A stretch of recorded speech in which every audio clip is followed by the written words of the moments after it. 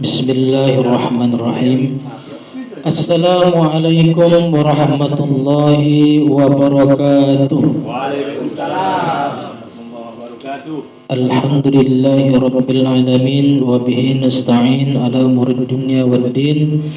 Wassalatu wassalamu ala asyrafil anbiya'i wal mursalin sayyidina wa maulana Muhammadin wa ala alihi wa sahbihi ajma'in.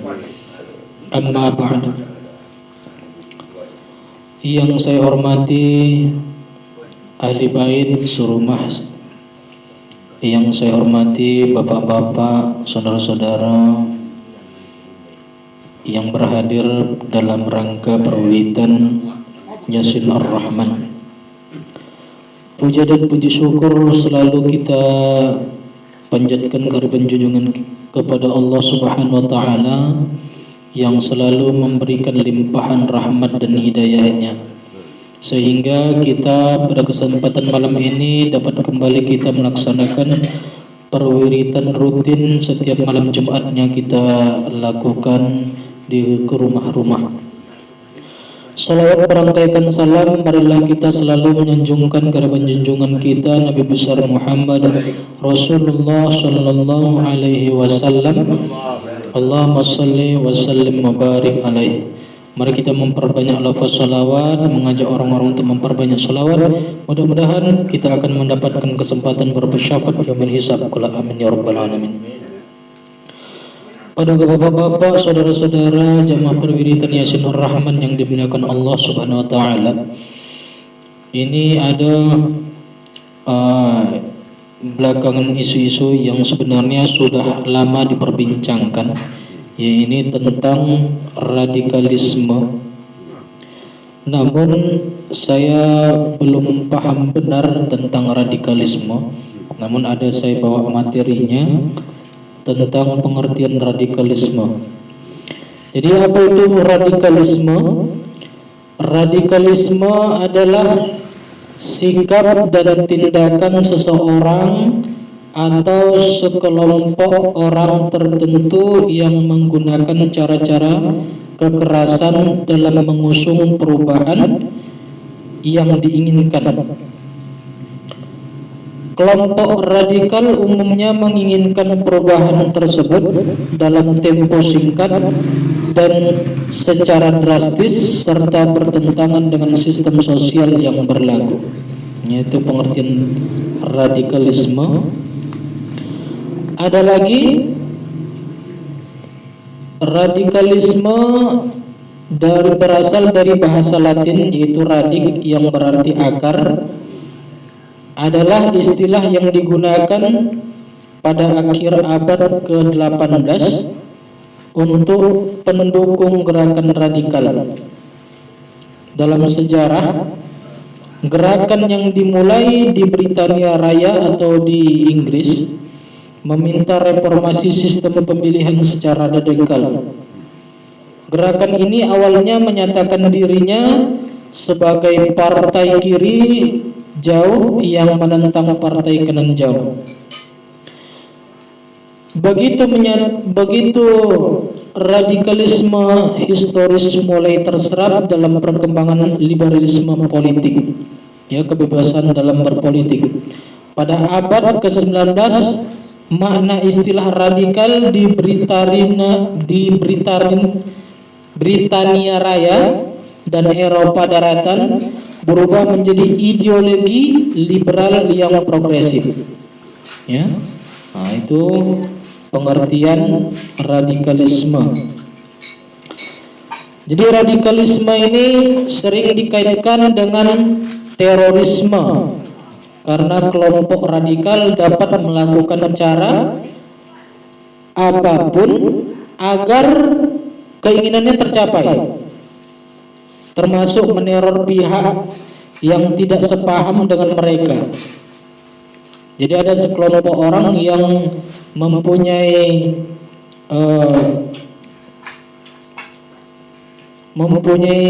pemikiran, yang pemikiran tersebut untuk merubah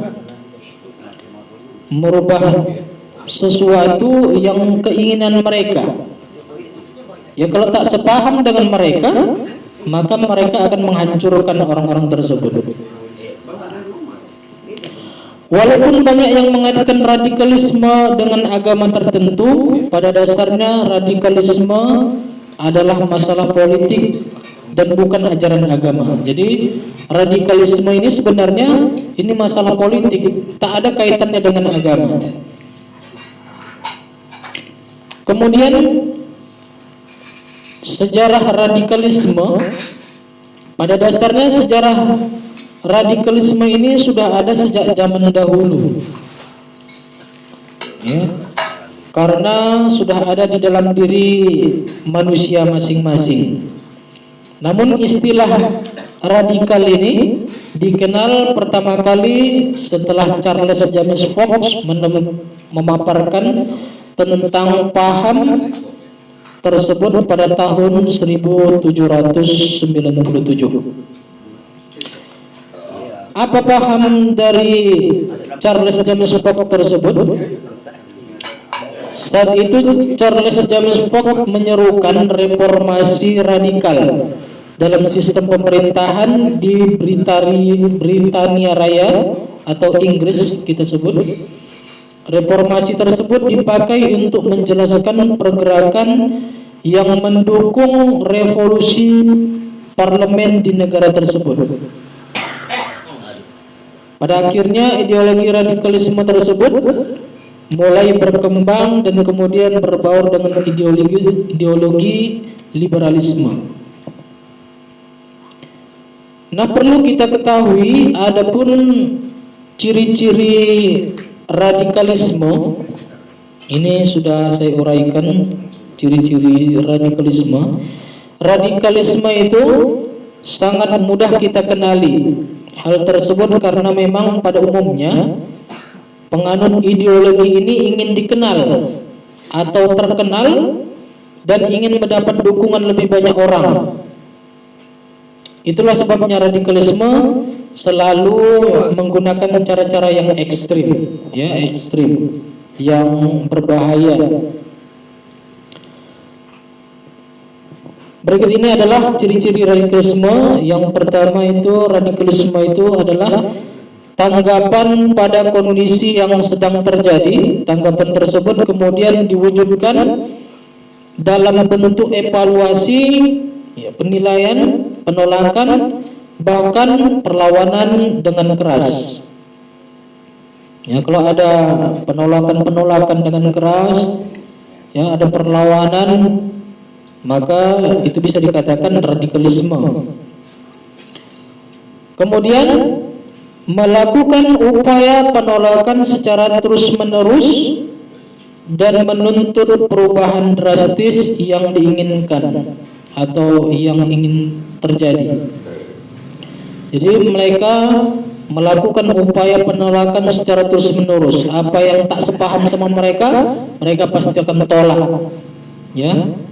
Kalaupun tak bisa, mereka pasti akan sampai membunuh pun jadi. Ya, kalau tak sepaham sama mereka. Kemudian orang-orang yang menganut paham radikalisme ini biasanya memiliki keyakinan yang kuat terhadap program yang ingin mereka jalankan. Jadi mereka itu menyusun program, supaya program itu terpenuhi, maka harus banyak pengikutnya. Yang program tersebut diyakini akan terwujud. Jadi kalau tak terwujud program tersebut, maka orang-orang yang menggagalkan program tersebut akan dimusnahkan atau disingkirkan. Penganut radikalisme tidak segan-segan menggunakan cara kekerasan dalam mewujudkan keinginan mereka. Jadi kalau mereka, orang radikalisme ini orangnya enggak separuh-separuh. Ya, enggak segan-segan menggunakan cara kekerasan, anarkisme dan lain sebagainya untuk mewujudkan keinginan mereka, untuk mewujudkan program-program yang sudah mereka susun. Kemudian selanjutnya yaitu penganut radikalisme memiliki anggapan bahwa semua pihak yang berbeda pandangan dengannya adalah bersalah. Jadi kalau mereka berbeda pandangan, berarti salah menurut mereka. Kalau udah salah menurut mereka, mereka harus disingkirkan atau dimusnahkan. Ya, jadi itulah ciri-ciri dari orang yang menganut paham radikalisme. Jadi agak berbahaya kalau dengan orang-orang yang radikalisme ini. Adapun sejarah perkembangan radikalisme, secara terminologi radikalisme dalam agama apabila dihubungkan dengan istilah dalam bahasa Arab, sampai saat ini belum ditemukan dalam kamus bahasa Arab. Jadi kata radikalisme itu sebenarnya belum ada dalam kamus bahasa Arab, belum tertulis. Istilah ini adalah murni produk Barat. Ya, jadi ini dari Barat ini sebenarnya kata-kata radikalisme ini, yang mungkin sudah mulai ada perubahan-perubahan ya sesuai dengan zamannya. Jadi istilah ini adalah murni produk Barat yang sering dihubungkan dengan fundamentalisme dalam Islam. Dalam tradisi Barat, istilah fundamentalisme ini dalam Islam sering ditukar dengan istilah lain seperti ekstremisme Islam, ya, Islam ekstremis. Sebagaimana yang dilakukan oleh Gilles Kepel atau Islam radikal disebut. Menurut Immanuel Sifan ada juga istilah integrisme atau Islamisme.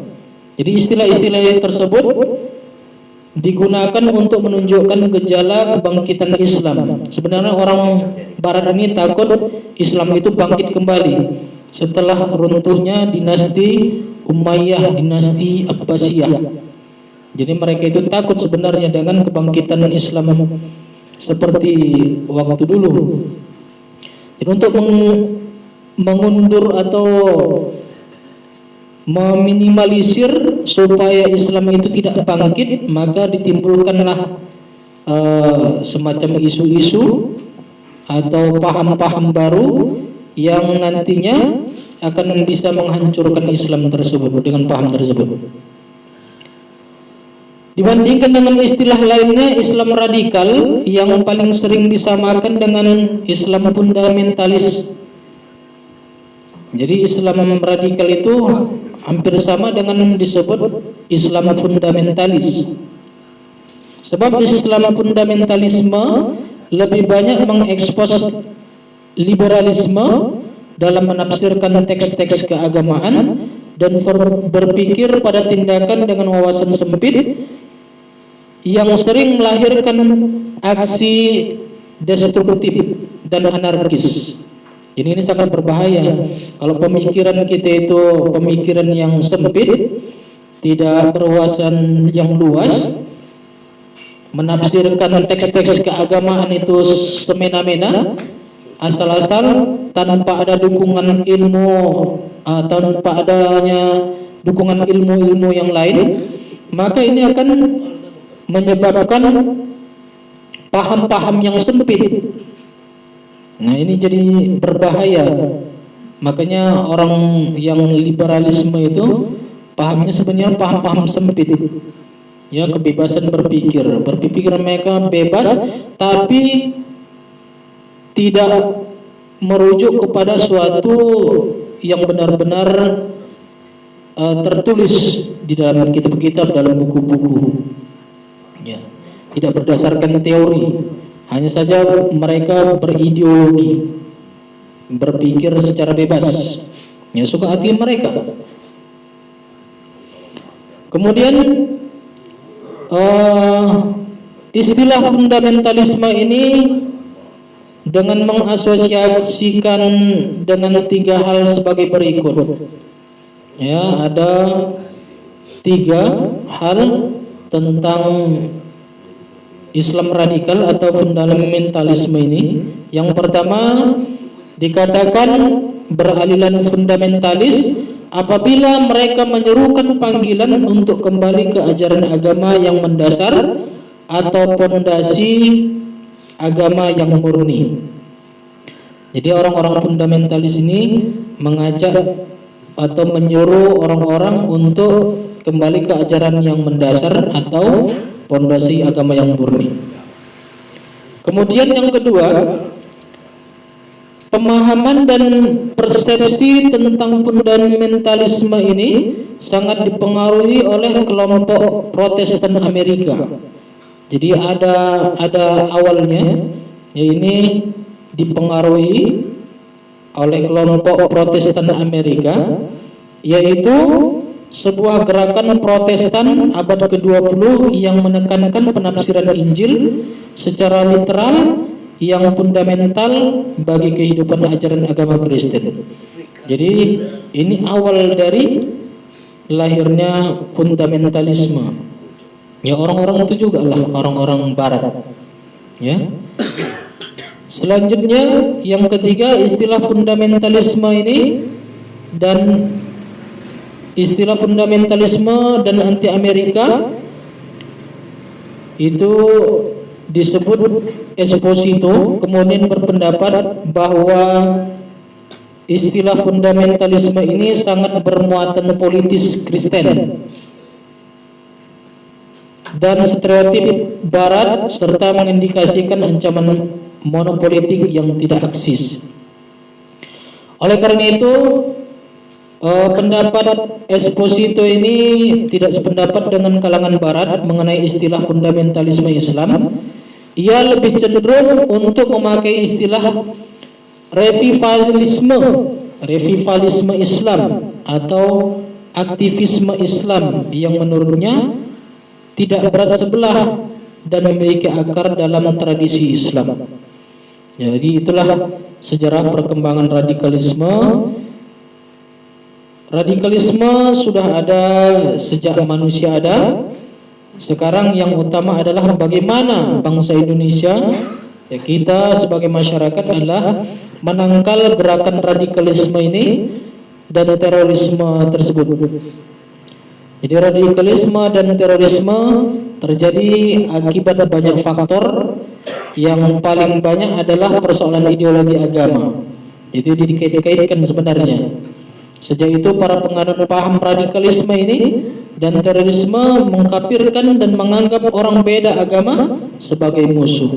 Makanya ada terjadi pemboman atau bom bunuh diri di mana-mana. Ini sebenarnya dikait-kaitkan dengan agama. Ya, sebenarnya ini berbeda. Ya, mungkin itulah pemahaman kita tentang radikalisme. Mungkin kita banyak yang tak tahu. Jadi banyak-banyaklah kita mencari informasi tentang radikalisme ini. Jadi itulah yang dapat saya sampaikan. Lebih dan kurang mohon maaf, kepada Allah mohon ampun. Billahi taufiq wal hidayah. Assalamualaikum warahmatullahi wabarakatuh.